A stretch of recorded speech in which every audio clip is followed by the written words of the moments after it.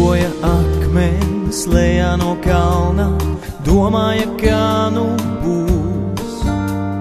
Vai zemu kritīs, vai tālu ripos, vai saules smiltīs žūs, vai ceļš vēl ir tāls.